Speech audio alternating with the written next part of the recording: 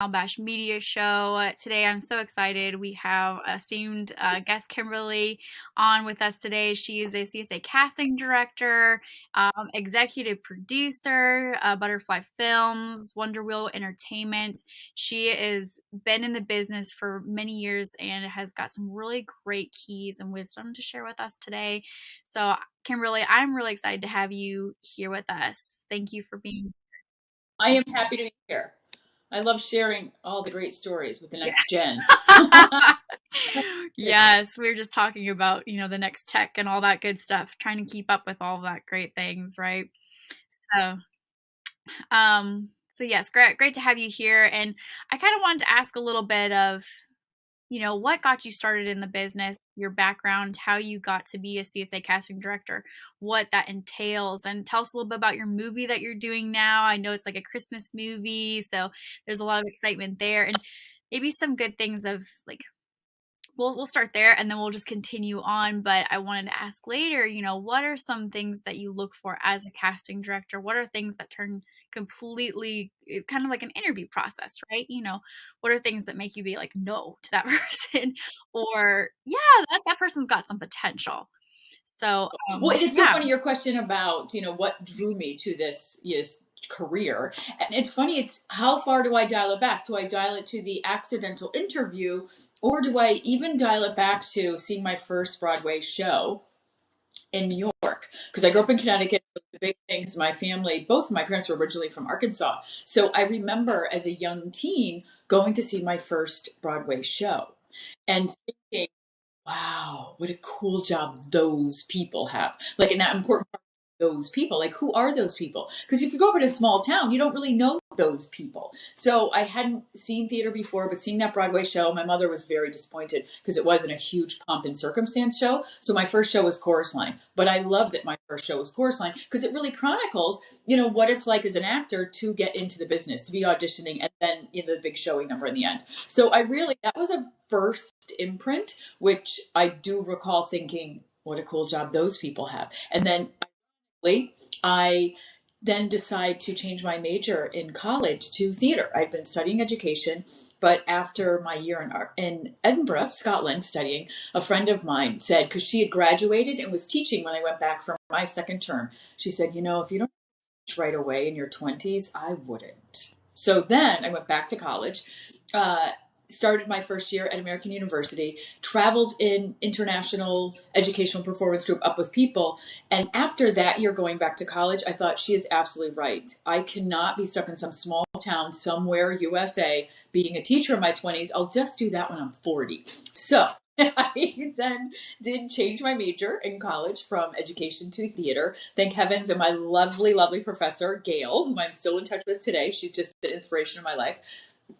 She said, I will allow you to transfer from education to theater, but everyone in this department must know you. So it was saying that I really had to dial it up and make sure I was involved in everything I needed to be involved in.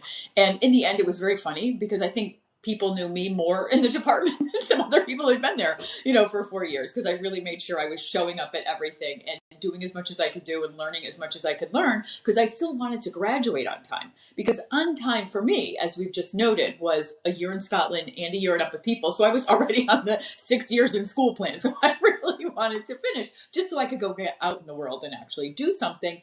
And it was, again, back to American University. So as we're dialing it up to how I got involved in my amazing job, was that a friend was a master's student at American University, and she interviewed for a job in Washington, D.C.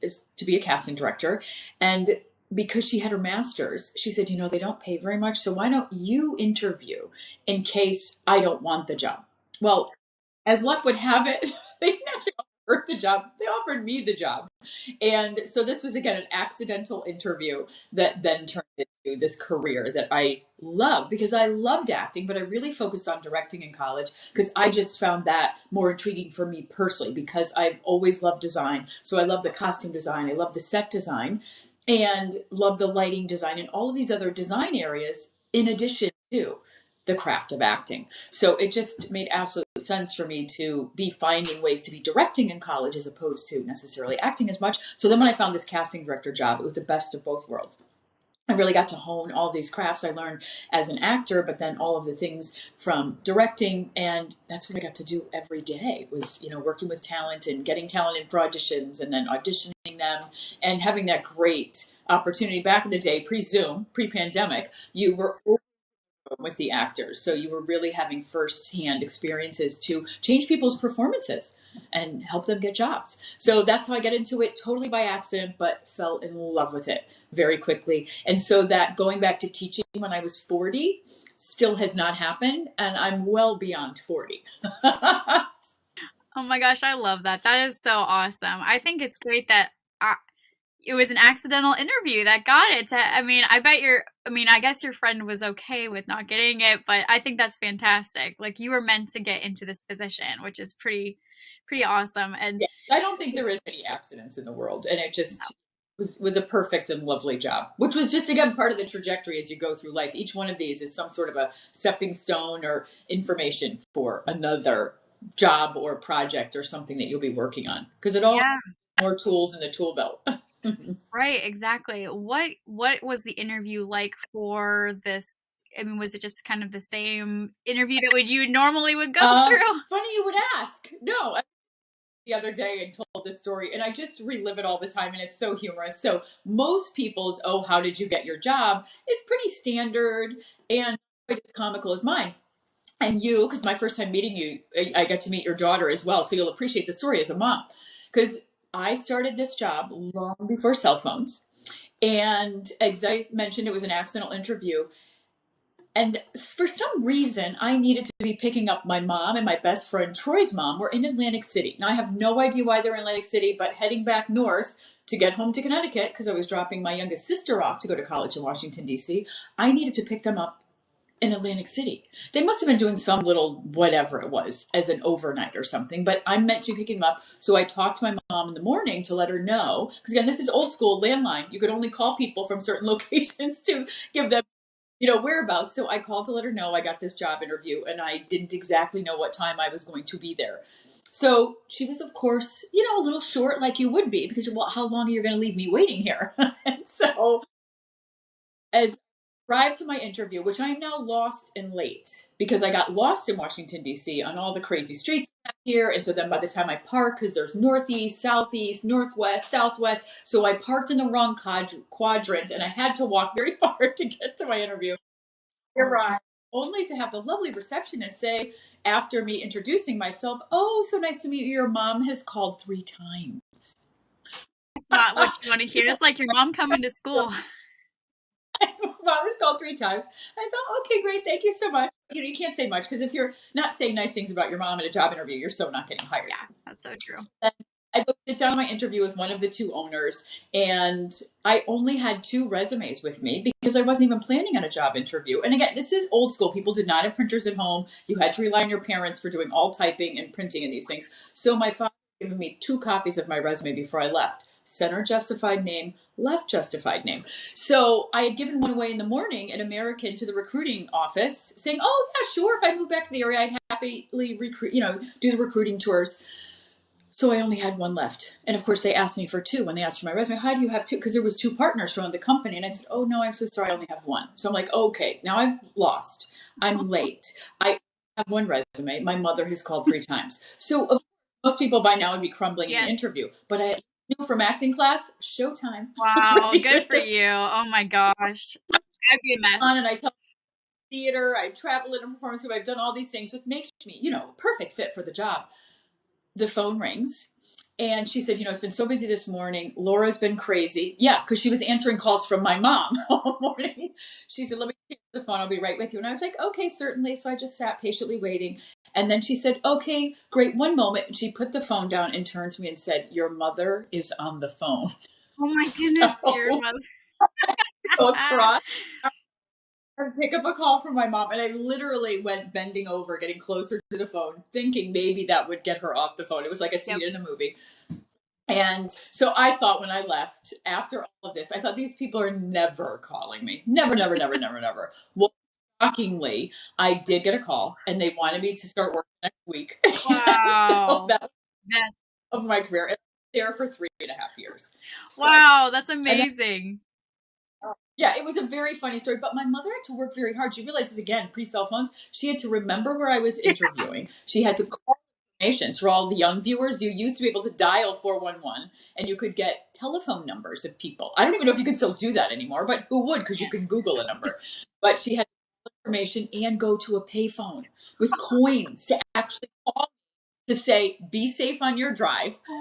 Just get here when you get here. Because she felt bad that, God forbid, that was the last words that she had had, is how long you're going to leave us waiting here. So it was a very funny interview process. And I feel confident that the only reason I got the job is because I did not crack under pressure. I was Showtime the whole time. And it's a very stressful business, the film business. There's always changes. It's fast paced. You can't really be beholden to a schedule because the only constant It's is so true. change. So all of that, they just thought she'll survive Okay. here, and I and here I am still surviving with all the crazy. But it's fun. A little Oh, bit that's crazy. so amazing. Yes, all that probably really paid into it. Your mom is a part of the success story, maybe? I love Yeah, it.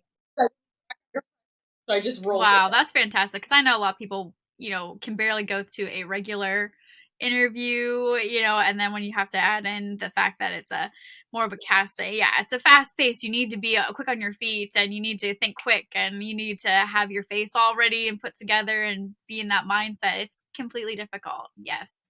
So that's pretty high praise. Um, Tell me a little bit about you're working on a movie right now as executive producer, so congratulations on that. Tell us a little bit about that, and if you can, that is. Oh no, I absolutely can. I am happy to tell people about it. So there's a couple of different projects I'm working on, and what had transitioned over the years because I'm still casting, which is definitely my first love in the business. But I quickly, in helping independent filmmakers who were working on all of these large films, started producing for them because they needed help. And that help, having learned so much from producers on these huge films that I got started on in Washington, D.C. I was then casting and producing these films and was always really helping out the directors because obviously I'd had this director background. And so over the years, I've also produced shorts and features and then transitioned into. So I keep arranging all these great people I know for these other directors. How about I just do that for myself? That's really what my first love was in college. But in that world of you have to see it to be it, which is why I really love to share these stories, and then particularly with women to help them level up and do jobs they want to do, because you do have to see it to be it. So in these early days of my career, I met some of the biggest directors, Oscar winners, but who would think then when you meet Jim Cameron, Alan Pakula, Sidney Pollack, Jonathan Demme, all these Wow. amazing directors, would you, as a 26-year-old girl, oh, well, I can be a film director too? Because there was just no women doing it. Now there was female costume designers, female production designers, but not directors. So then I just became this producer for all of these other folks to see success with it. And it was only 4 years ago that I started thinking, well, so why don't I do this for myself? If I'm doing it for all these other people and I'm there to catch any balls they might drop, well, I know I'm not going to drop any balls as a director. So let me just surround myself with some great people. And then as you start to turn your energy in that direction, some great scripts came my way. And then in a row, 3 Christmas movies came my way, which was an important subject matter because huge Christmas family. Grew up with a huge Christmas family. You hear the stories about my mom. Obviously, she likes hoopla and holidays. And so we were a big Christmas family. And then unfortunately, suddenly, my father had a heart attack at 63 and so it was disappointing once Christmas started rolling around because we were such a Christmas family. So I grew to not really love Christmas. But I'd still show up and I'd wear my red dress and my little star pins and do whatever you needed to do for the holidays, but I didn't love it as much as I used to because it was just a big missing piece. So the third film that fell on my desk that was another Christmas movie had a woman and daughter who had lost their father and husband. So this lovely, charming story that was a bit analogous to my story was the tradition of the little girl and her dad putting the star on the Christmas tree. Like she would look down, put the star on the tree, put the star on the tree. And after he passed away, they did have a guy who came in and was really helping them save this in the storyline. And then she got a message from her dad, a little message from above that said, you can ask Gary to have you put the star on the tree. So for me, making the movie is now putting the star on the tree again. And I fell in love with this great story and that it had this lovely, just personal piece to it as well. So that being said, because I'm a female director, you want to make sure as a female director you're profitable. So I then also went into now business strategy for this holiday movie. And the original title we weren't necessarily in love with because I'm working with a boutique distributor called Cohen Inc. And she said, I don't really love the title. And I said, well, personally, I don't really love the title either. But it's that fast paced thinking and being creative on cue that when she didn't like the title, I said, well, how about Christmas in New England? And she said, I love it. So we tried to come up with some other subject, titles, never came to fruition because she just loved that one, which I loved it too. I grew up in New England. I love New England. But then I started thinking, well, that's a very open ended title. So I then wrote her a little note and I said, well, Christmas in New England is a very, open-ended title. That feels like a series. Maybe we can keep making movies till Ruby goes to Dartmouth. Because in the film, Ruby is only 8 years old. And if we kept making a series of films, we could keep doing it till she went off to college. And so that being said, she writes back and said, oh, I love it. I love where you're going with this. So then I started doing research. She has connections with Hallmark, and they do trilogies of films as long as it carry over characters. So I thought, well, great. I am not going to show up as a female director with one movie and be seen as a one-hit wonder. I'm going to show up with a trilogy of holiday movies England banner. So it was still very creative, but also very strategic as a female director as far as a trilogy was concerned, and also with the Christmas films because they are evergreen. So I was now going to have an opportunity that this would be a film that could sell over and over again. It wasn't something people would watch again and again, but Christmas comes every year, and so do the cavalry of Christmas films. So it was very strategic, very creative, and very personal all at the same time. So I love that piece of it. And so we do see Ruby as a young girl in the first script. In the second script, she's now a teenager because I thought it was very important to do a great teen story where women were getting along and supporting each other because most of the teen movies, there's mean teens as opposed to teens who get along. And then, of course, that nice guy who showed up in the first movie and was helping out Ruby and her mom, that Bells Will Be Ringing is the title of the second film. So you can see where that's going. Oh, yeah, that's so cool. I love that. So we definitely have romance that's going into it. We have Christmas. We have great music. Working on holiday albums that will, also be companions to those projects as well. And where the third one is going in the trilogy, I haven't decided yet. So we're still brainstorming to see, what's the next piece of a story. Does she go to college, or do we fast forward to her getting married? So I haven't really decided yet what the third in the trilogy will be. But it's great. And they're just really wonderful, feel-good stories that you're finding love after loss in the first one with the mom, and that we're following the unlikely leader because the whole storyline follows the ideas that Ruby is bringing for them to actually save the inn. So we're going on a magical scavenger hunt that if they build this magical snowman, they will be able to save the inn from being demolished. And it's a historic inn. So everybody in town is following the little girl, and miraculously, of course, they save the inn. So it's really. Wow, that's amazing. Now, how far out do you like to plan? I know planning doesn't really, it's not a thing, right? But, very loose planning. Planning to change is, I guess, the best word, like what you Well, said. the planning is paramount. When it actually happens is that part you're talking about that's very uncertain. So it's all about, much like in real estate, people say location, location, location. Well, in film production, it's pre-production, pre-production, pre-production. So the more planning you do before you're going to actually, just roll into physical production, the better, because you've got more time to procure everything you're looking for, to work on deals. And independent films, a really good producer is going to be somebody who is actually working all of the different angles, meeting people who, instead of on a large film, they might charge a lot of money for a location. They may give it to you for very cheap or even free because they're supporting, what you're doing. So, for example, with the Christmas in New England films, I am going home to my hometown, which is Watertown, Connecticut, and the county is where all of the locations I found. So it's Litchfield County. And of course, everybody was just excited to help. That, yes, a lot of films are shot in Connecticut, particularly Christmas films, but I actually grew up there, so now I'm coming back to tell a story. So people have been very generous with their time and with what they're offering to pull into it. So what would be a very expensive movie, we're making for much less because of it. Yes, absolutely. And that's I've heard, to be creative, especially for independent films before you're getting to that distribution and you're getting that payout and everything. It it's helpful to network, and learn how to kind of fall back on people that would be really excited to help you out for a little bit less, and Well, it's building relationships, and you can't buy. And you have to have just been kind. So, for example, one of the locations is a lovely restaurant that's on in my hometown. There's a cute little golf course called Crestbrook, so it's a local public golf course. But there is a restaurant actually on the course, and as it turns out, a guy who played football when I was a cheerleader in high school owns the restaurant. So, of course, he was very generous to say, "Please come here. What else can we do for you?" And I said, "Well, we do need, to be feeding the crew while we're here all day." So it's just from being nice Yeah.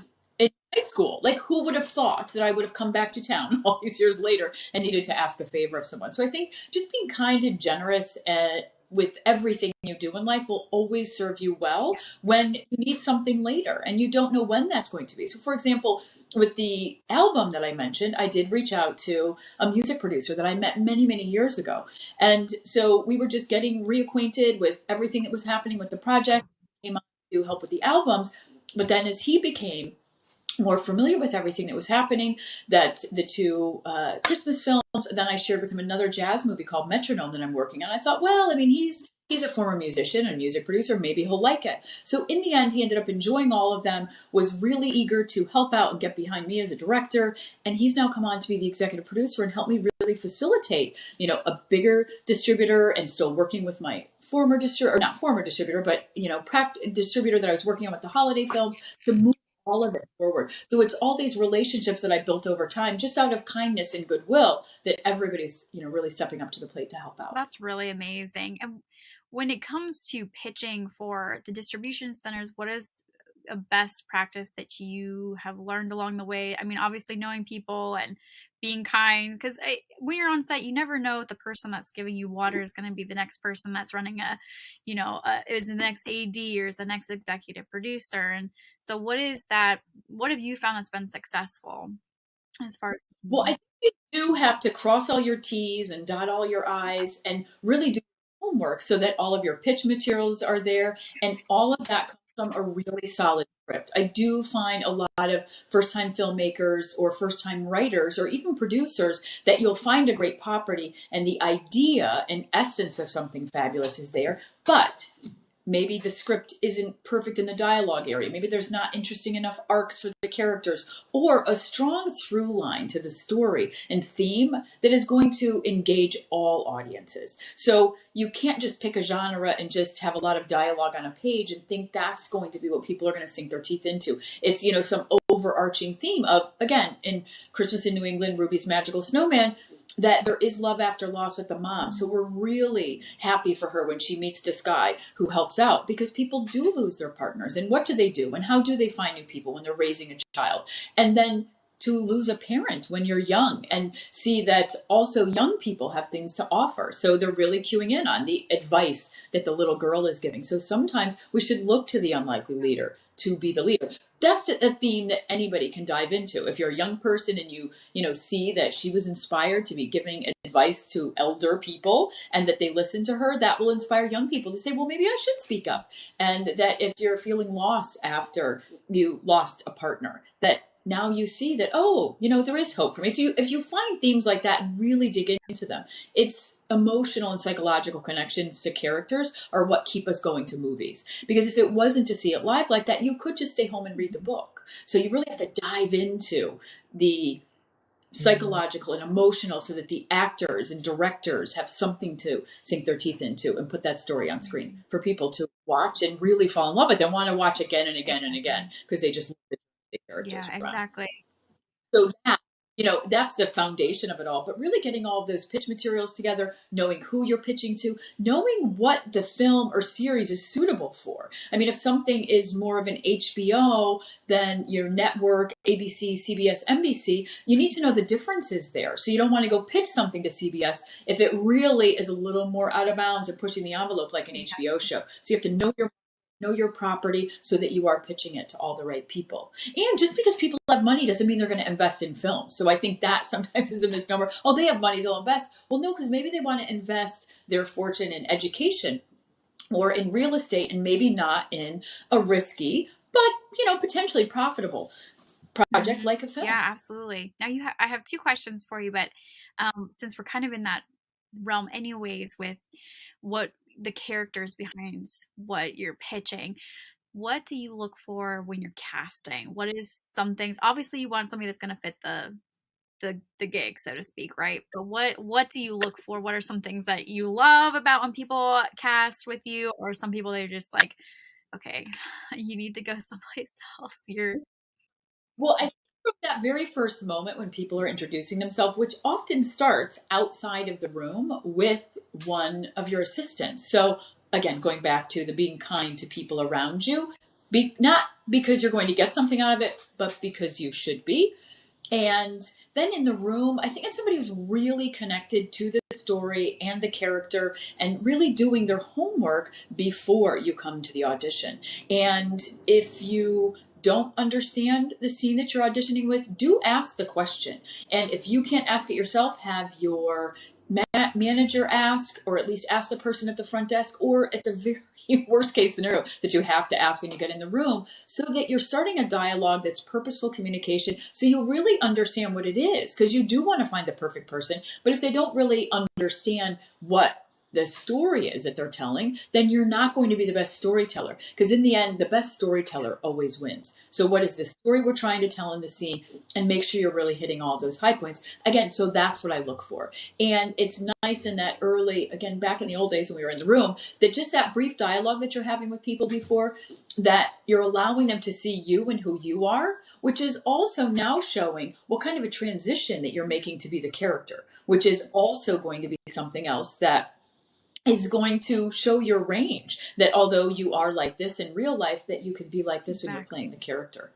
And just genuinely nice people, and people who've really done their homework. I mean, it is a little troubling when an actor will go to an audition and they don't know who some of the characters within, a project are that's existing, because you could do the homework. And then if you can't do the homework because maybe it's a new series that you're auditioning for, you do have an opportunity to do research. I mean, now that you Mhm. can do research with IMDb and checking trailers and clips of films, research the director, because 9 times out of 10 the director is probably going to be doing something similar, so they're going to be looking for similar type actors. And if they do comedy and drama, and you know that it's a drama or a comedy, make sure you really research some of that work. I certainly do it. If I know I'm going to be working on a project, I'm going to watch as much of the work by that director and see what it is that they're looking for, so I can provide exactly what it is that they're looking for. But I also love to throw in women and minorities that maybe the role wasn't written for them, just to showcase something new and Yeah. interesting as well. No, that's a fantastic. I appreciate that, and that actually bounces perfectly into the next question. Why do women need to be profitable? I mean, obviously, it's good to be profitable when you're in any type of industry, right? But why is it so important for a woman to, especially as the director, to be a profitable movie? Now it's so important because in the end of the day, the business is a business. While it's very creative and we're telling stories, there unfortunately is an expected outcome, which is profit. Yeah. So if you are not being profitable, it's highly unlikely, which just makes perfect business sense, that you're going to be continually given money, or in the independent arena, go back to your investors to ask for money if you're not making money back. So it's why studio heads are very specific about the projects that they pick, because they have responsibility to the studio to make money to run that machine, which is much bigger than an independent movie machine. But both of them are machines and they still need fuel in them, and you need money to put the fuel into them. So I think it's really important for women to do it, to show that the stories we are telling are also valuable in making money. So you do need to, push the envelope on stories that women want to hear, Mhm. but you need to make sure there's enough of a through line with that, that it is going to be profitable and marketable. Because 2 or 3 films that don't make money, it's going to be very difficult for you to justify, oh, but my next one is going to make money. Right. So I thought it was very important to go out of the gates with something that, again, all of it's risky and none of it is foolproof, but it's highly likely that a Christmas film is going to, at the very least, over time, make its money. Whereas another film is going to have that box office weekend and may not have the luxury of replay that a holiday film would. Right, exactly. That's so true. I love that. I think that's just a very smart, smart approach. And I appreciate you sharing the ins and outs of the business, Kimberly. Do you have any last things that you'd like to impart to the audience? Well, 2 things. First, show up and follow up. Show up anywhere you can to actually meet people. And it's through meeting the people that you're going to start to build a tribe of interesting people and your band of merry players that you can, forge ahead in this business together. But also Mhm. follow up. Like I find that I'll receive emails from people and then they don't follow up because they think, oh, she's too busy. I don't want to interrupt her. And I know I used to think that too. However, it's 9 times out of 10, it's easier to return an email than send one. So after Mhm. you receive the same email from a person a couple of times, you go, oh my, there's 3 emails there I haven't returned. Let me get back to this person because Right. just get busy. And now with junk mail, things go into your junk mail. So just assume that somebody has not had a chance to respond as opposed to they are not responding. And I think with actors, very much, there can be the inclination, oh, they didn't want to respond to me. But I implore you then on follow up Fridays, just send that email following up on my first email. And then it gives people an opportunity to just follow up when they see that. So it's not you saying, I never heard back from you, because I've received those emails before too. I never heard back from you. I guess you don't want to fill in the blank on whatever. Right back and say, no, that's not the case. I'm terribly sorry. You weren't very clear in your first email that you needed a response from me or you had something for me to do for you. I said, so you have to be specific and clear and just follow up, assuming that somebody did Mhm. to follow up. Yeah, it's so true. I've seen so many emails where I don't even mean to ignore them. They just you get so many every day and so many of them are junk, like 50% of them are. And so it just happens and you get busy and exactly, it just kind of goes out of sight, out of mind, right? Second is just tenacity, wherewithal, persistence, but love what you're doing. If at any point you don't love it anymore, I I think you could probably find something better to do. I mean, I still get excited. I still love my job after 30 years. And it's not to say it's not difficult. It's not to say there hasn't been hard times. This is not a business for the faint of heart, but I do love that I'm getting other people jobs. I am telling great stories that are socially relevant and are going to change people's lives. And love bringing joy to Yeah. people through storytelling. So it's educating under the guise of entertainment. What could be better? So you just have to be persistent about it. And I once, had someone say to me, I'm like, well, at such and such time, if such doesn't happen, then I don't think I'm going to do it anymore. And they said, yeah, but what if you did it 1 year longer, then that was the time it happened. I thought, you know what? You're right. You can't just put an expiration date on it because we all need to do things to evolve the skills and abilities to be better at whatever it is that we want to do. I am a much better director now than I ever would have been if I started doing it before because I understand so much more of the business. I knew when I was diving into it that I had learned I need to be profitable. I need to pick a genre that's going to be profitable. And I need to also pick a genre that's going to be profitable. What I didn't talk about is that because it's a romantic comedy that takes place during the holidays and isn't really about Christmas, Christmas is creating the urgency in it. It will also translate well overseas. And I learned that through discussions with my Mhm. distributor that as we discussed how do we market this film, it was really playing the romantic comedy in other Yeah. countries, and we can play up the Christmas elements in this country for screening during the holidays. So, you have to be very strategic about it, but all of that comes with learning, and you can't possibly know Yeah. everything. I mean, there are studies, you have to do 10,000 hours Right. of something to be good at it. So put in the 10,000 hours and maybe a 10,000 more. So you have to be curious and just love what you're doing and be persistent about it. Yeah, that's wonderful words of wisdom, especially for the overseas markets, because I don't think a lot of people, when they're making a movie, think about that. How well is it going to translate?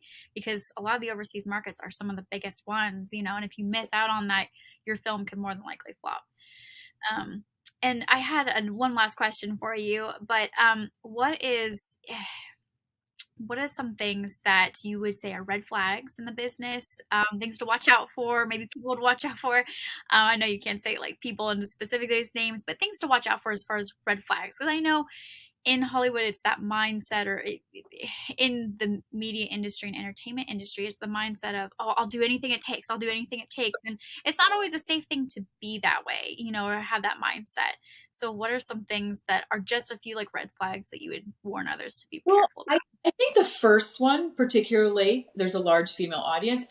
You really have to follow your intuition. So if you get a bad feeling, because I think sometimes as women that we might have these feelings, but then because it maybe felt like you were being too judgmental or you weren't being kind, that you don't listen to your instincts. So I think you have to listen to your instincts, and if it doesn't feel right, it probably isn't going to be right. So that's with people that you're collaborating, and even if you're pretty far down a path with someone, once it starts to not feel right, it probably isn't going to play out right. So it's better to cut your losses and leave early than it is to get way deep into something that you really can't, after the fact, get out of. So I think you have to follow your instincts, and that you should always see yourself in the driver's seat, whatever it is. And yes, there may be people who are have seniority over you, but again, you are in charge of your career and what you're doing. So don't compromise your beliefs to get ahead. Because I think it's a business where people feel like, well, if I just do,